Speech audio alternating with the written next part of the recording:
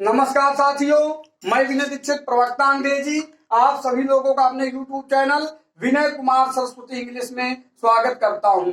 हम लोग सिंथेसिस के अंतर्गत सिंपल सेंटेंस पढ़ रहे थे, जिसके तहत कुछ नियमों को बता दिया गया था। अब हम सीखेंगे प्रीपोजिशन का प्रयोग कर सिंपल सेंटेंस बनाना। ठीक है ना, कैसे प्रीपोजिशन का प्रयोग करके साधारण वाक्य का निर्माण किया जाए। देखिए रूल नंबर 1, जब दो वाक्य दिए हों सामान्य तौर से दोनों वाक्यों के कर्ता एक ही हो। ठीक है ना, किंतु पहले वाक्य की क्रिया का ठीक उल्टा प्रभाव दूसरे वाक्य की क्रिया में हो। मतलब पहले वाक्य की क्रिया का ठीक उल्टा प्रभाव दूसरे वाक्य की क्रिया में हो तो सिंपल सेंटेंस बनाने में इन स्पाइट ऑफ प्लस पहले वाक्य की क्रिया के अंत में आईएनजी लगा दिया जाता है। हम एग्जांपल्स देख रहे हैं। देखें, हम एग्जांपल्स देखेंगे। देखिए पहला example, he worked hard he failed. आप देख रहे हैं पहले वाक्य की क्रिया कह रही है उसने कठिन परिश्रम किया और दूसरे वाक्य की क्रिया कह रही है वह फेल हो गया। आपको पता होना चाहिए कि कठिन परिश्रम करने के बाद कोई पास होता है, लेकिन यहाँ पर उल्टा हो गया। तो क्या लिखेंगे? इन स्पाइट ऑफ वर्क में इसकी पहली अवस्था लेकर के लगा देंगे I N G. In spite of working hard, in spite of working hard कर दीजिए। आगे क्या लिखेंगे? कामा लगा दीजिए ही फेल्ड, ही फेल्ड। देखिए इधर इसको ऐसे लिखे, इन spite of working hard he failed. कठिन परिश्रम करने के बावजूद भी वह फेल हो गया। दूसरे वाक्य को देखेंगे, दे वाटर देयर फील्ड। उन्होंने अपने खेत को पानी लगाया। देयर फील्ड ड्राइड अप, उनकी फसल सूख गई। देखिए इधर पानी लगाने के बाद फसल को मतलब सूखना नहीं चाहिए, लेकिन सूख गए। क्या लगाएंगे? लिखेंगे in spite of, in spite of, in spite of. देखिए वाटर में क्या लगा देंगे? आईएनजी क्या हो जाएगा? Watering, in spite of watering their field, their field FIELD। कामा लगा दीजिए। अब क्या लिखेंगे? Their field dried up, their field, their field FIELD dried up कर दीजिए। Dried up DRIED UP। Spite of watering the field, in spite of watering their, यहां पर लिख दीजिए। देयर लिखा ना, तो देयर लिख दीजिए। देयर फील्ड, अब कामा लगा दीजिए। देयर फील्ड ड्राइड अप या field the field dried up, इस तरह भी हो सकता है। ठीक है ना। अब देखें रूल नंबर 2 देखेंगे, जब दो वाक्य दिए हों दोनों वाक्यों का कर्ता एक ही हो। मतलब सब्जेक्ट दोनों वाक्य का समान तौर से एक ही हो और पहली क्रिया के खत्म होने के बाद दूसरी क्रिया शुरू हो। पहली क्रिया खत्म हो जाए उसके बाद दूसरी क्रिया चालू हो, तो वहां पर आफ्टर, तो वहां पर क्या करेंगे? सिंपल सेंटेंस बनाने में आफ्टर प्लस पहले खत्म हुई क्रिया में आईएनजी लगा देते हैं। आगे आप लोग ऐसे लिख लीजिए और साधारण वाक्य का निर्माण करते हैं। देखें इनके एग्जांपल हम देखेंगे। रूल नंबर 2 के एग्जांपल्स देखेंगे। दे वेंट टू होम, वे घर गए। दे टूक फूड, उन्होंने भोजन किया। तो मतलब पहले देखें घर गए, इसके बाद खाना खाया, तो हम क्या लगा देंगे? आफ्टर का प्रयोग करेंगे। क्या लिखेंगे? आफ्टर लगा दीजिए। और वेंट की पहली अवस्था क्या होती है? गो में हम क्या लगा देंगे? आईएनजी। क्या हो जाएगा? आफ्टर गो में आईएनजी, आफ्टर गोइंग हो गया। इसके बाद to house, after going to house, comma लगा दीजिए। दे टूक फूड, यहां पर दे टूक फूड लिखें। हो गया, बन गया सिंपल सेंटेंस आपका। देखें इसके बाद अगले वाक्य को देखें। शी केम फ्रॉम कॉलेज, वह विद्यालय से आई। शी लर्न्ड पोएम्स, उसने कविताएं याद किया। तो बनाना क्या? देखे सिंपल सेंटेंस क्या लिखेंगे? देखो विद्यालय से आने के बाद ही कविताएं याद करेंगे। आप क्या लिखेंगे? आफ्टर लगा दीजिए AFTER।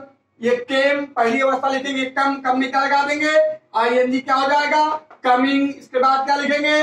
From, after coming from, इसके बाद क्या लिखेंगे? College. After coming from college comma लगा दीजिए, she learned poems, she learned LERNT learned poems कर दीजिए, बन गया सिंपल सेंटेंस आपका। ठीक है ना। अब एक अति महत्वपूर्ण नियम रूल नंबर 3 हम देखेंगे। देखिए, जब दो वाक्य दिए हों और पहले वाक्य से करना कुछ हो, ध्यान देंगे विशेष चीज है, पहले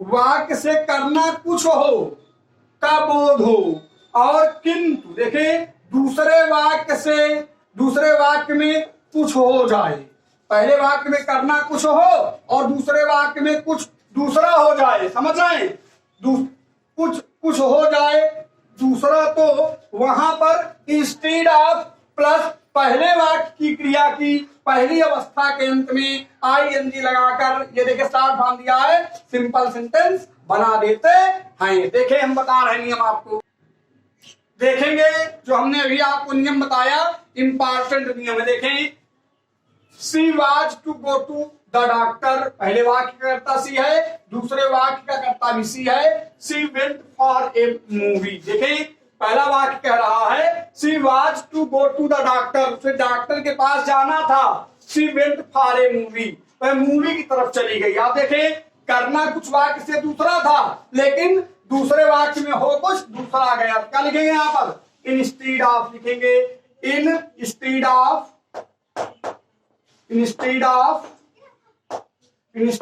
प्लस पहले वाक्य की क्रिया क्या है? अंत में ING गो है, गो में क्या लगा देंगे? ING instead of going to the doctor कर दीजिए, instead of going to the doctor comma लगा दीजिए, she went for a movie लिख दे, she went for a movie, she went for a movie, और MOVIE, ठीक है ना। अब आपको देखे, mother was to bake cake, माता जी को केक पकाना था। सी बेक्ड कुकीज, लेकिन उन्होंने कुकीज को पका दिया। ठीक है ना, पकाना ये था, करना ये काम था, हो गया ये। तो क्या लिखेंगे? इंस्टीड ऑफ लगा दीजिए, इंस्टीड ऑफ